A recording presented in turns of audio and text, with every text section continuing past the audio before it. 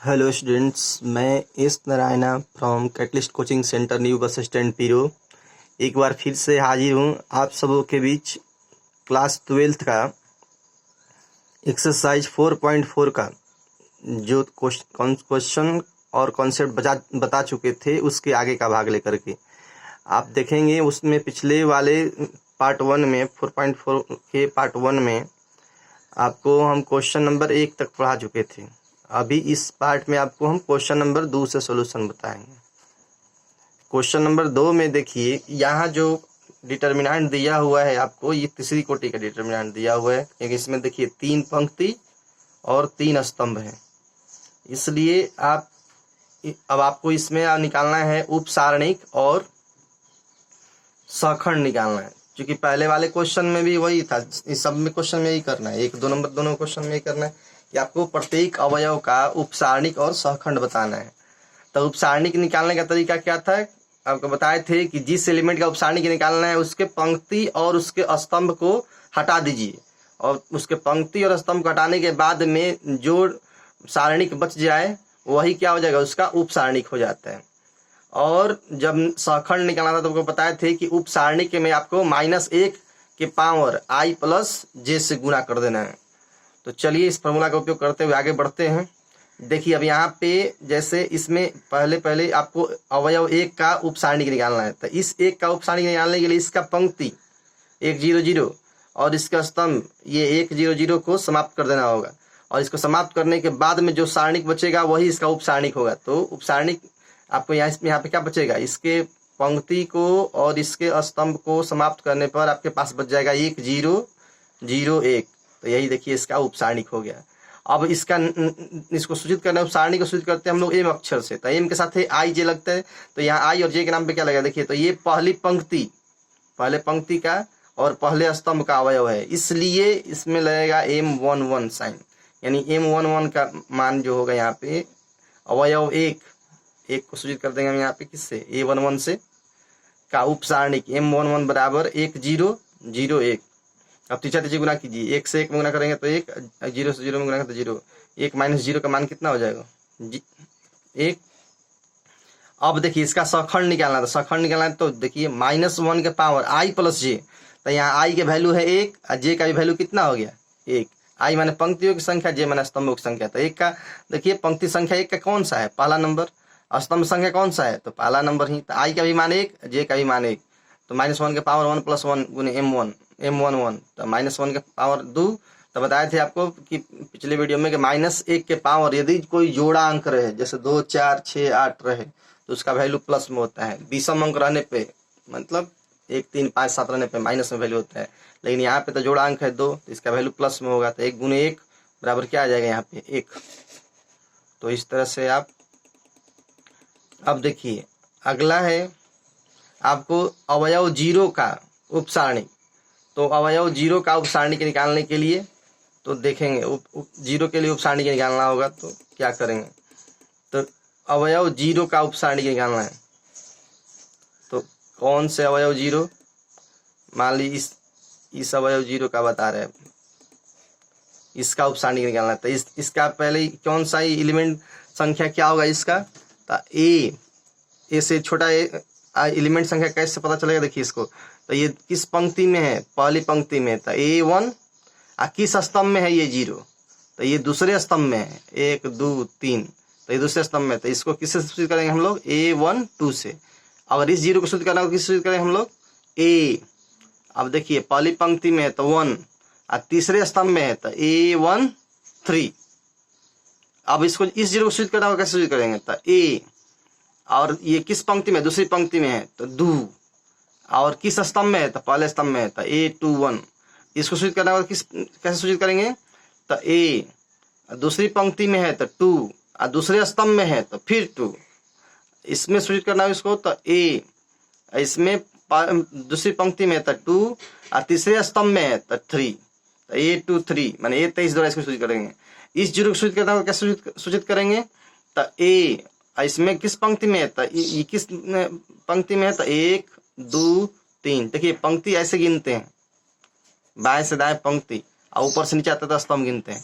तो ये पहले स्तंभ में ना है, तो अब पंक्ति कौन सा हुआ, 1 2 3, बाएं से दाएं पंक्ति, ध्यान रखेंगे ऐसे पंक्ति गिनते हैं और ऊपर से नीचे स्तंभ गिनते हैं।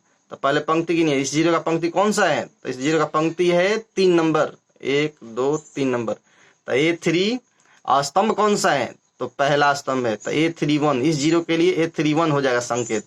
इस जीरो के लिए संकेत क्या होगा इसका, तो A, तीसरा पंक्ति है तो 3, कौन सा स्तंभ है, दूसरा, तो 32, A32। इसके लिए कौन सा, तो इसके लिए हो जाएगा A, और तीसरा पंक्ति तो 3, और कौन सा स्तंभ है, तो तीसरा स्तंभ है, तो A33। तो यदि आपको ये सब पता है तो आपसे ये क्वेश्चन ये बन जाएगा। तो इसमें देखिए सब आपको बनाया हुआ है,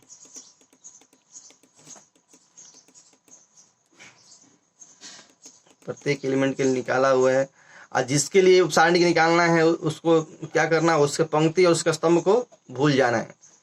और सखंड निकालने के लिए सब में एक ही फॉर्मूला, -1 के पावर i प्लस j से गुना कर दीजिए सब में। तो इस तरह से आपका ये प्रत्येक एलिमेंट का यहाँ हम सखंड निकाले हुए हैं, आप इसको देख सकते हैं ध्यान से।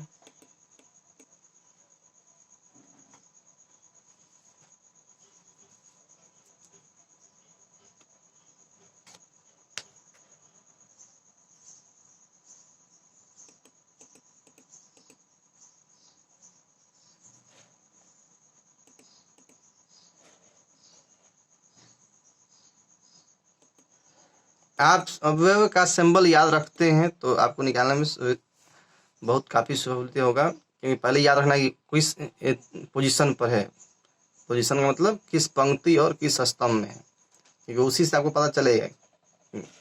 जैसे देखिए अभी यहाँ पता चल रहा है M21 किस पोजीशन पे, तो दूसरी पंक्ति का ये पहला अवयव हो गया।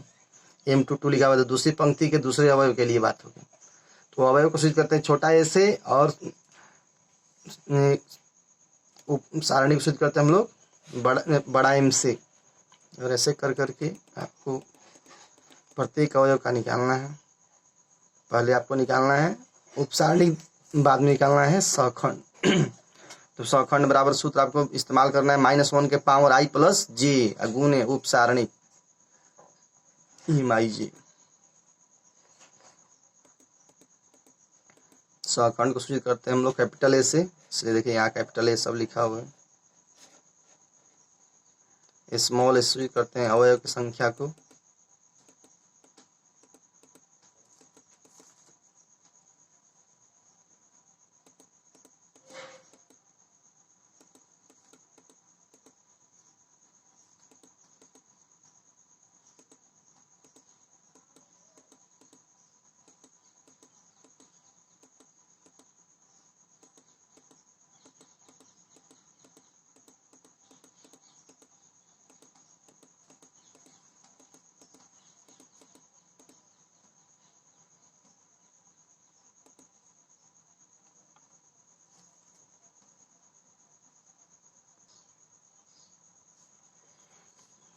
देखेंगे इसी जैसा। देखिए इसका दूसरा नंबर क्वेश्चन है,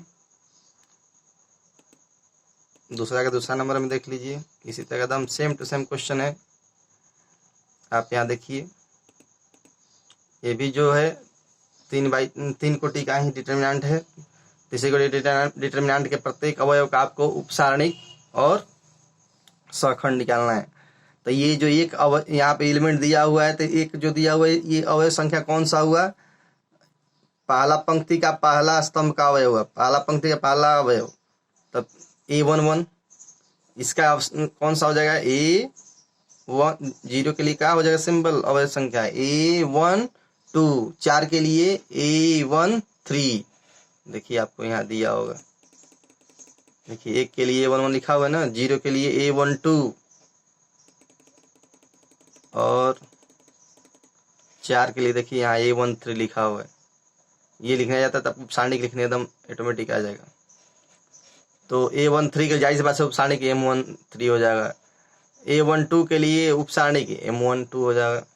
और उपसारणिक का सबसे तरीका आसान क्या है, बेहतर तरीका क्या है, आप देख सकते हैं। जिसका भी उपसारणिक निकालना है, जिस अवयव का उपसारणिक निकालना है, उसके पंक्ति को और उसके स्तंभ को भूल जाइए।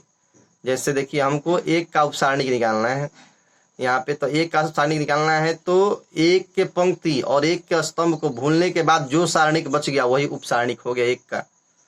तो देखिए एक का निकालना था तो एक के पंक्ति है, एक का स्तंभ को भूल गए, अब जो बच गया उपसारणिक, तो बच गया मेरे पास उपसारणिक क्या, 5 - 1 1 2, 5 - 1 1 2, यही इसका हो गया उपसारणिक। तो जिस अवयव का उपसारणिक निकालना है उसके पंक्ति और अवयव स्तंभों को भूल जाइए, स्तंभों के अवयव को भूल जाइए, तो आपको जो बच जाएंगे अवयव वही हो जाएंगे उसके उपसारणिक। तो इस तरह से इसका देखिए गुना करेंगे 3 तो 5 दूनी 10 माइनस, चूंकि माइनस तो बीच में लगता है सूत्र का ही -1 गुने 1 है, तो माइनस में से मिलकर तो प्लस हो जाएगा, तो 10 + 1 यानी कितना हो जाएगा यहाँ पे 11। अवयव 1 अर्थात A11 मतलब A11 का A1 का 11 का सहखंड जो होगा, तो इस सहखंड को सूचित करते हैं चूंकि कैपिटल ए से, तो A11 का जो मान होगा तो उसका सूत्र क्या होता है सहखंड का, -1 के पावर i + j अगुने MIJ होता है। तो -1 के पावर, यहाँ i का भी मान 1 है, j का भी मान 1 है, तो 1 + 1 अगुने M11। तो इस तरह से आप -1 के पावर 2 अगुने M11 का मान कितना है 11, 1 × 11 यानी कितना जाएगा 11। अब देखिए अवयव 0 अर्थात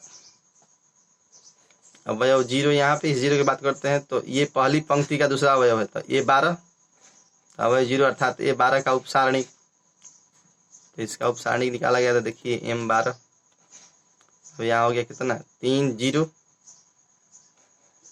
इस 0 के निकाल रहे हैं, तो देखिए इसका हम क्या किए पंक्ति भूल गए और इसका स्तंभ को भूल जाएंगे, तो क्या बच जाएगा मेरे पास 3 0 - 1 2। अब इस तरह से आपको निकालेंगे सब क्वेश्चन, एकदम 2 कॉपी उसी के जैसा है, पीछे वाले क्वेश्चन की तरह है।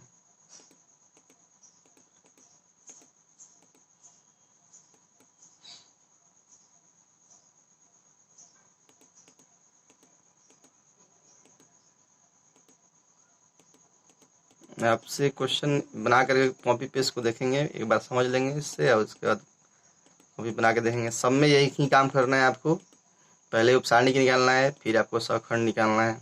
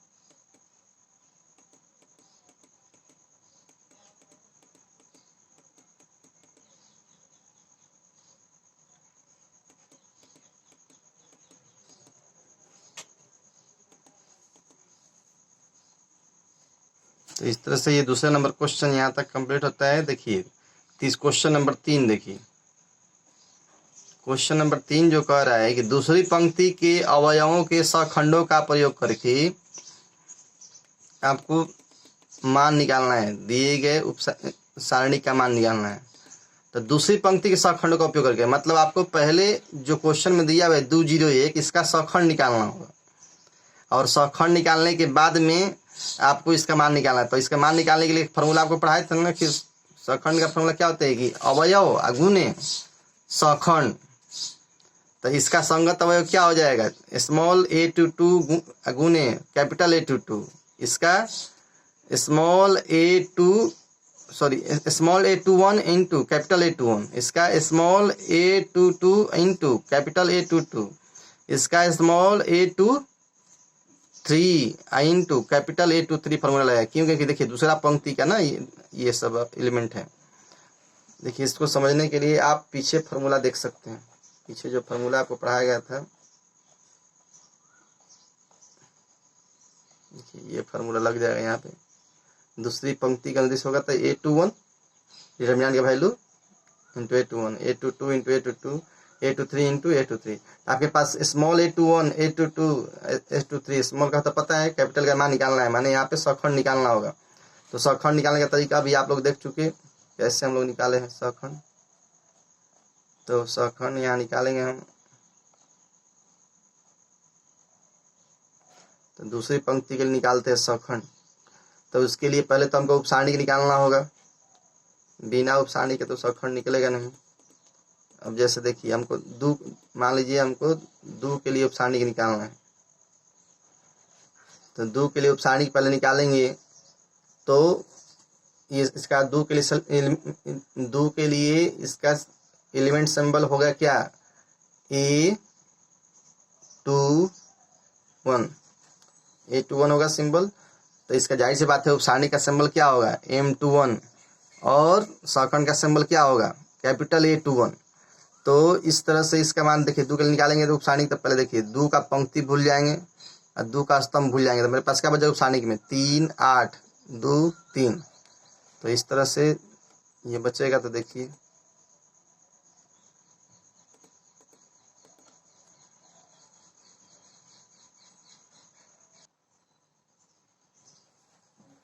यहाँ A21 का मान आ गया क्या, 3, 2, 8, 3। इसके बाद यहाँ पे 9 माइनस 16 यानी कितना आ जाएगा, -7। अब देखिए यहाँ M22 का मान जो होगा वो कितना होगा। तो उसके लिए फिर आप देख सकते हैं कि जो A22 एलिमेंट था अवयव, उसके पंक्ति और उसके स्तंभ की संख्या को छोड़ करके जो सारणिक बच जाएगा वही M22 का मान हो जाएगा। तो इस तरह से ये A22 का मान निकालेंगे तो आपके पास 7 आ जाएगा। A23 का आप मान निकालेंगे तो आपके पास आ जाएगा -7।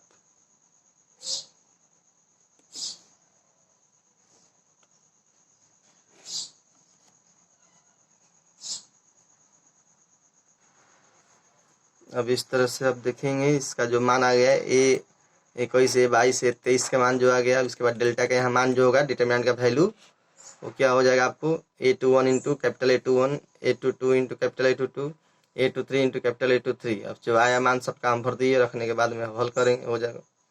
इस तरह से आप तीसरे स्तंभ के अवयव के सखंडों का प्रयोग करके निकालना है क्वेश्चन नंबर 4 में।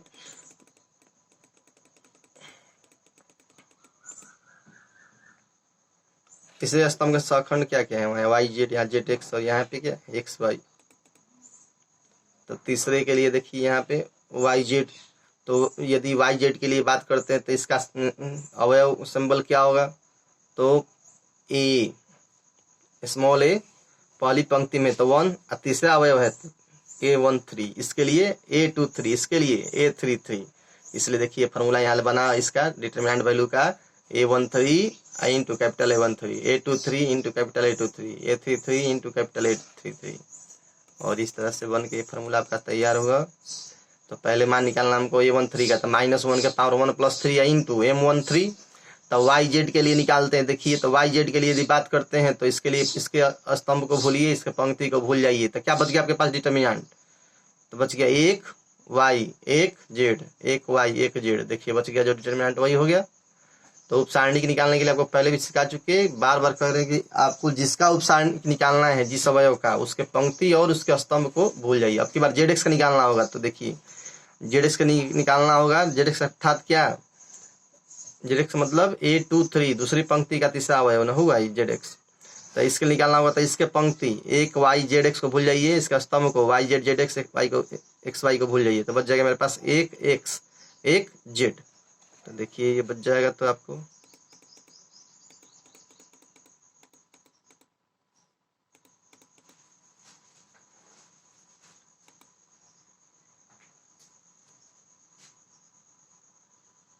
देखिए यहाँ पे आ चुका है आपका, ये जो रिजल्ट होगा कुछ इस तरह से आएगा।